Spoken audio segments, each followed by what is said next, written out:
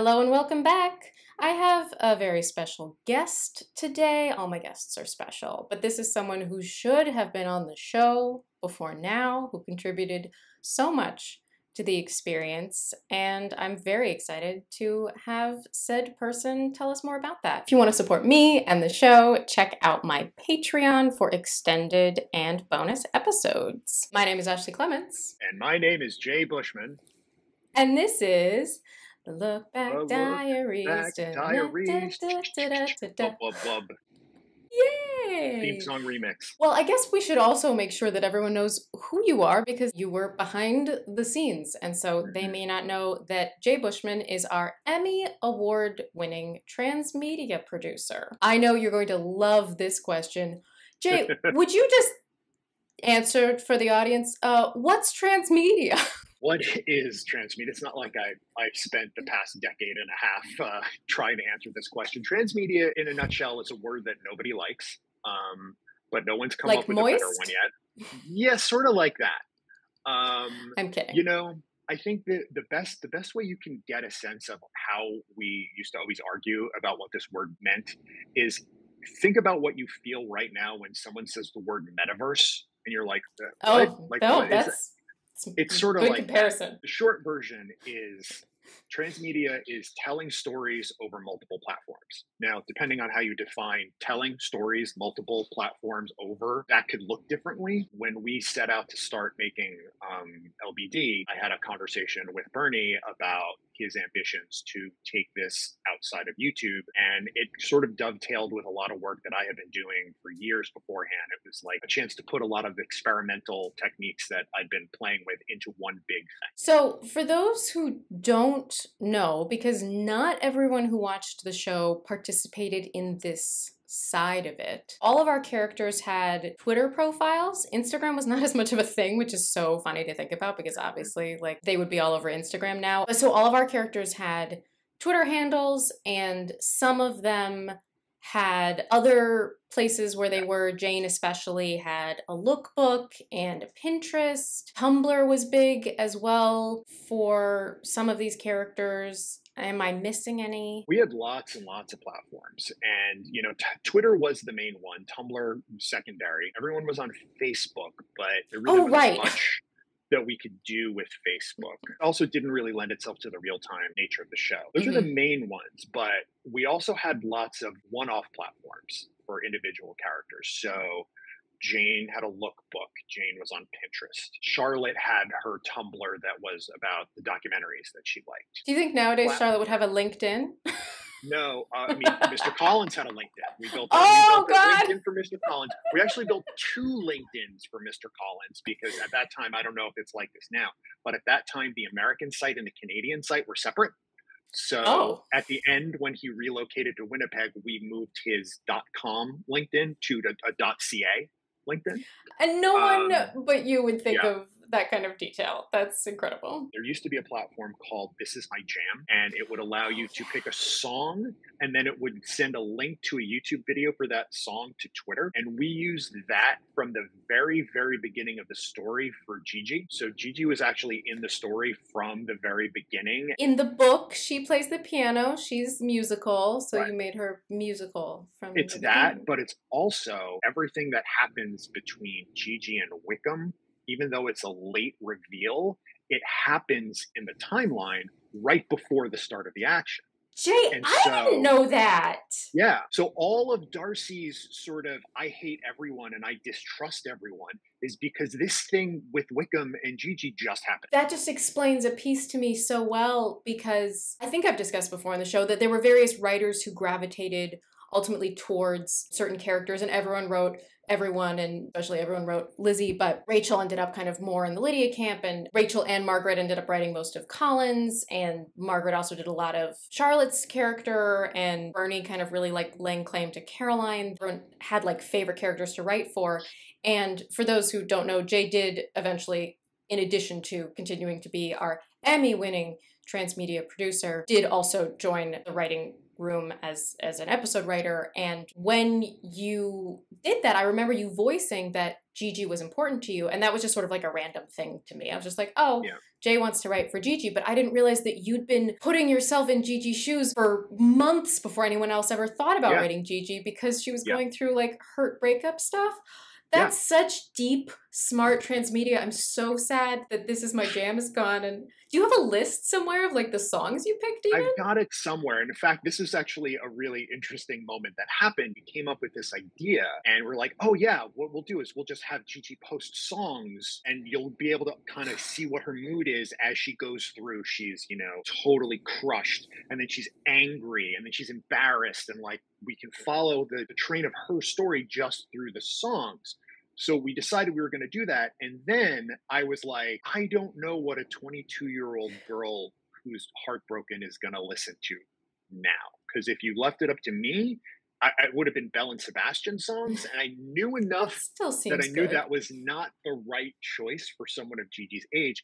This is how we got Alex to join the team. Is I said, I need someone to help me with this, and Alexandra Edwards, who was another Transmedia Emmy winner, editor, and who, you know, was my partner on all of this stuff, joined the project, and she really ran Gigi's jams, and she made the choices of the songs, because I knew what the arc of her story and her mood should be, but I didn't know enough about contemporary music. What the youngins. I would also not have been good at that. I would have been like, can I do it in show tunes? Yeah, I was like, I got a lot of Joy Division. Like, does that still work? Like, I need like a young hip person. I also don't think I realized that Alexandra was a part of it from the beginning, because she was in Georgia. I actually don't know when the like very first tweet started, but maybe even like slightly before it started. The vlog. The first tweet was the day before the first episode dropped. Well, I should go back and say that I didn't actually start on the show from the beginning. The first 8 were written before I came on the show, but I joined the room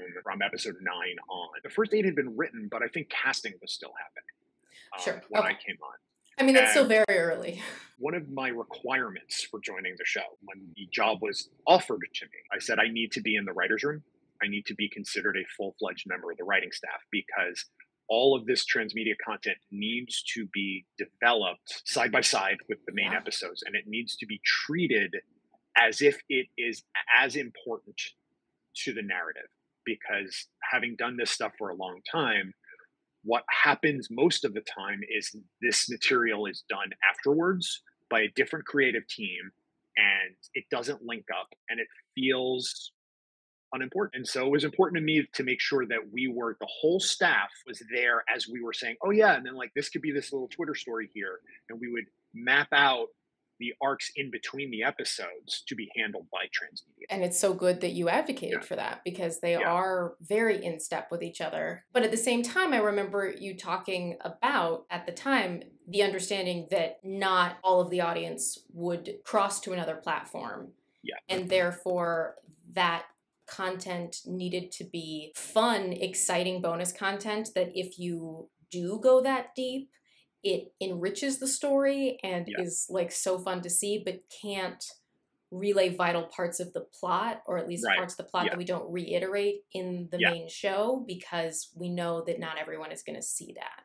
And I know that as the show went on, I think maybe we went back and forth across that line a little bit, just because it mushroomed so much. And I don't think at the beginning we ever anticipated that we'd have 5 different YouTube channels. Sure. We talked a lot about the sense of this being a real-time show, and that all the characters were living their lives in between the episodes and using the social to sort of support that sense that in between the episodes, the discussions would continue. And in fact, I was looking over some old stuff earlier today, and I forget which of the few episodes you weren't in. And there's a whole tweet run, Lizzie tweeting, God, I don't know how I'm going to be able to find time to film a video this week. It's finals. I'm in the library. I'm studying. What am I going to do? Charlotte tweets like, don't worry, I'll take care of it. I'm like, wait, what do you mean you take care of it? Like, don't worry about it. Go study. So a lot of it was, all right, what's happening in this episode? What are the things that we can add context to? So being in the room as we developed it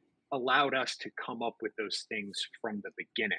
It also allowed us to do things, a lot of this stuff, it's really hard to remember who did what or what came before what. But there was one thing that I do remember very, very clearly, was we were in the room talking about how, all right, we've cut the sisters from, from 5 to 3, but then, this concept of like, oh, well, we're going to bring Mary back as a cousin, and maybe there's, another way to bring Kitty back. And I said, Kitty's a cat because she just follows Lydia around wherever she goes. And then Margaret said, and she has a Twitter account. And that's where that came from. And Jay, yeah. what a, I mean, let's all just take a moment to give Jay credit for getting a cat. Well, I give it to Margaret because Margaret was the one that was like, and she's got a Twitter account. And that was like, oh, yes, perfect. Both. And Right, how funny that right. she would be the one to pitch the Twitter account. So then you add the layer of, okay, so Kitty has a Twitter account that Lydia is writing. Mm-hmm. So Kitty's voice is Lydia's, like, so, we're adding like the levels of whose voice is this? And that was the stuff that I really, really enjoyed. We started this from the very beginning, and we talked a lot about how, all right, we're only going to have 4 characters on screen for the first several months. So how do we create the stories for the other characters that we know are going to come in later? And so the earliest things that I pitched was this idea that Bing, Caroline, and Darcy would be talking to each other on Twitter while everything else is going on in the first month or so. So there's this whole parallel bit of story of like Bing buying Netherfield on an impulse, Caroline being like, oh my God, no, you need to calm down, Darcy trying to pull him back, Bing rushing ahead because he just gets excited by things, Caroline going to stay with him and then being like, oh my God, we're in the middle of nowhere. This place is awful. It was several weeks of these 3 characters just tweeting at each other with nobody following because we didn't tell anyone they were there. The idea was we knew that there was going to be a point where Jane and Bing first met. And so, in the social media era, you meet someone, you like them, you follow them on Twitter. And then we knew like, oh, they're going to follow Bing. And then when they see Bing's there, they're going to find Caroline, they're going to find Darcy. And I wanted there to be a whole lot of content there when they found it. To me, that was really one of the most exciting parts of the show. One of the things I like doing on this show and other shows is continually surprising the audience with how big the world is. And they think like, oh, this is this very tightly constrained show. It's one set, it's 4 characters, it's, this big. And then suddenly you're like, nope, it's this big. And then we just kept doing it. Well, and it's one of those things that like must have been, and if you at home are one of these people, it must have been so exciting for the audience that went on that journey just the way that you hoped they would. That kind of went down that rabbit hole and then we're like, oh my gosh. And I do remember there being fervor at the time online in social media for the people who found that. But ultimately, so many of our views come from after the show was completed. And I'm also certain that a lot of the people that are watching this and have watched the show multiple times may not have gone on all the social media journeys. Yeah, and this was a really big problem that we spent a lot of time trying to solve. I spent a lot of time trying to solve. Lots and lots of people on other parts of social media have spent trying to solve, and ultimately we're working against the way the platforms are built. It's a challenge, and it's sad to say there's some stuff that's been lost, and there's some stuff that while it's still there, it's hard to find. A lot of the platforms we used have gone out of business. This Is My Jam went out of business a long time ago. We used this platform called Storify to compile the tweet into individual like grouped conversations. That platform went out of business a while ago. It's hard to go back and find some of this stuff, but it is still there. A lot of it's still there. Well, you and I could clearly talk about this forever, but we do need to transition into watching the episode. And the reason I brought you on now is because we have finally met Bing and Caroline Lee in the flesh.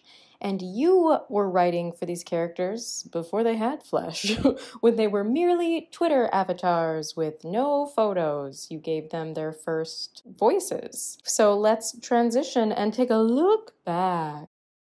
So I've been thinking that Charlotte and I may have to do something drastic. No, and that is the dress that I wore in Lizzie's profile picture, and in I think one other earlier episode. I actually found in an old email specifically a note from Bernie that said, like, because they're traveling, they should all be repeated outfits. I don't think they all are, but it was like, what would you pack? Which is smart. I think this is interesting because Lizzie's talking about the ethical line of this, and this became a thing that we kept talking about and the audience kept talking about all the way through. And Well, and ultimately, I think, you know, they're not. It is indefensible in reality, but we Yes. also kind of Yeah. needed to do it for there to be a show. So at least we allowed there to be a Yeah. conversation about it. But I think that ultimately it sort of evolves into why Lizzie decides to stop vlogging, you know, Yeah. in episode Yeah. 100. Yeah, there were lots of like, is it plausible that that someone would vlog And look, this like, really yes, it's type plausible. stuff? It's just, is And it defensible? You know, yeah, like, yeah, because plenty of people yeah, putting all kinds of stuff on the internet. It's just kind of, but that also, I'm just going to highlight that whole man card thing, you know, is buying into some gender norms that are crap. And we probably sure. wouldn't write it that way now. Yes, Um, yes. I mean, Now we're this is also a like pulling at the bounds of plausibility that I would have been recording myself on the phone with Charlotte. Like, yeah, it's yeah. easy to hit stop. But you're right. There is a line past which you're like, we wouldn't have a show. So you just Exactly, sort of have exactly. to So sort of we have take to it. embrace certain, Yeah, you know, and then this is a very smart bit of writing that, you know, Caroline convinces Lizzie to keep it on because it does multiple things, right? We kind of see, the audience sees, even if Lizzie doesn't see, that Caroline is kind of manipulative, maybe has ulterior motives, like, you know, she's trying to get what she wants out of this, but it also does absolve Lizzie in a way of feeling like it's yeah, okay. His sister said it was okay to do. yeah. I really, really like Jess's performance as Caroline, I think she's and fantastic. she's fantastic. And there was a little, we hit a little discontinuity with the voice that we came up with for Caroline in the early tweaks was slightly different. And when I saw what Jess was doing with the character, it pushed us to kind of alter that voice a little bit. And but Hmm. ultimately, I think where we landed on it was this idea that Caroline is in some ways manipulative and trying to show a version of herself to the person she's talking to that will get her what it is that she wants, which is Well, and I'll different tell you depending on that who she's talking to. the fans are so good at just excusing anything that we think is problematic.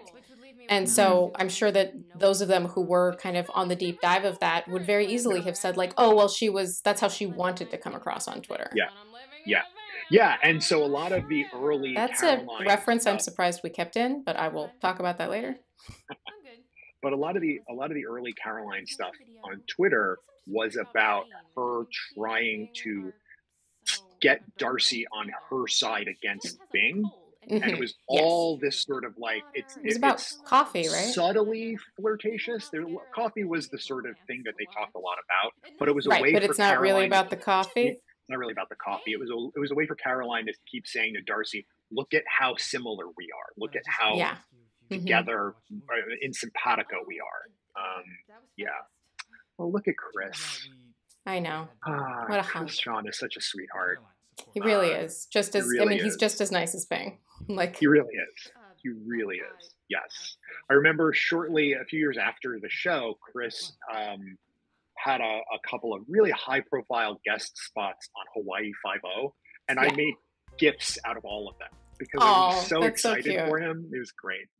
Going to throw out that the whole a girl, at least I hope it was a girl, is, you know, a little homophobic, and we wouldn't write it Yeah. now. I don't know if the comments think so. We'll find out in a second. Also, I have mentioned on this show before that we took out a lot of pop culture and current event references, and so I'm surprised to see Living in a Van Down by a River make it through, because I would also be very interested to hear in the comments how many people who watched the show know that reference. Was that an iconic enough? For those of you who don't know, it's a Chris Farley SNL sketch from the 90s? Yeah, Probably. 90s. Yeah. It's possible that it was just sort of considered like so ubiquitous that it was fine, or that it just kind of didn't ping. But I just know that so many of the people who were watching the show are like Lizzie's age now. Is that still popular culture that y'all are aware of? If not, very funny sketch, go look it up. And then as we were saying, like this kind of whole ethical conversation, ultimately we had to accept that Lizzie would share this much detail about her sister's love life to begin with, Hmm. that she would share this much information about her own life, that Lydia would share all the things that she shares. I think it's more believable from Lydia, but it also ultimately made it part of the journey. of Lizzie Yes. going on. And I think it pays off nicely when she says, well, I obviously can't do this anymore. I think it also pays off nicely because we were making this at a time when the YouTube celebrity was like a sort of early version of what it's called influencer now. And Absolutely. like there was this sense of like, oh, they just put their whole lives on screen. And there was always a lot of like, at least from, you know, older people, like, why would anyone do that? I even remember when Twitter first became a thing. The knock on it was like, why do I care what you had for lunch? You know, you could use the platform to do that, or you could use it to, you know, I don't know, change the direction of civilization. The reason that I also, by the way, keep pointing out that Jay is an Emmy-winning transmedia producer is because that is what Lizzie Bennett's Emmy is for. Very specifically, is interactive There it is. media. And so, yeah, I told him he had to put the Emmy in the background so that we could brag on it. I've held it. It's heavy. The thing about like it being so far away from you, next time I have you on, you're going to have to hold it up and show them just how big it is. It's taller than you think. It's like 2 feet tall. It's big. It's pretty hefty. But what Jay built is what we won the Emmy for. Let's take a look at the comments. SR says it's funny how the entire time Lizzie was panicking about not being able to pay back her student loans and homelessness, very huge real issues, while Caroline was completely ignoring her because she's too rich to care. LMAO, this series was so golden. Yeah, that Caroline's just kind of oblivious to like, sure, money. Miriam 24601 24601 says Caroline's little self-satisfied nod when Bing says, Caroline's my sister, so she gets a pass. Jessica, this says Anders is great. That's not her name, but that may have been an autocorrect. Hannah says, does Lizzie take the character props with her everywhere she goes? I mean, obviously. Absolutely. Yes. You got it. Bucket Washery says, I love how Caroline says he probably gives it a checkup and a lollipop before letting it go. Elizabeth Mullen says, why do I feel like that particular period romance is other than Pride and Prejudice? What's funny is that none of that is what I might have thought would have, I mean, and I just look at the top comments. Yeah, no one's pulling out the problematic parts of it, and no one's even delving into the debate about the ethics of this. I think also because the audience is on Lizzie's side in as much as like, at this point, yes. We want to see him. We want to see the cute exchanges with Jane and Bing. Like, yes, please put as much of that on camera as possible. And so, you know, they were primed to buy into whatever excuses we had to make to allow the show to exist. I don't remember exactly when, but I do know that there were points where we had Rachel tweet for Lydia because that makes she sense. Just had the voice so perfectly that we're like, well, we're not going to, you know, we're not going to, you know, do better than that. So we just sort of kind of came up with here's the rough sort of arc of what we want to do. And she wrote the tweets and yeah, that was some of the most powerful stuff. There's so much more to say. It's so interesting to talk to you about this. And I want you to get credit. I want them to understand like what you brought to the show. And if they are people who found the show later and didn't know about this whole transmedia component, I'm excited for them to go find it. I'm sorry that it's going to be a little harder to dig around and find. It will require a little digging, but I think it's a very fun journey to go on if you are a fan of the show and you didn't know about that component of it. Please enjoy going on that journey. If you're some of the people who actually experienced the show in real time and the social media as well, sound off below. Let us know, because this guy made it happen. I had a lot of help. Well, that's not what the Emmy says. I'm just kidding. Always a delight to catch up with you. Let's do it again soon. Absolutely.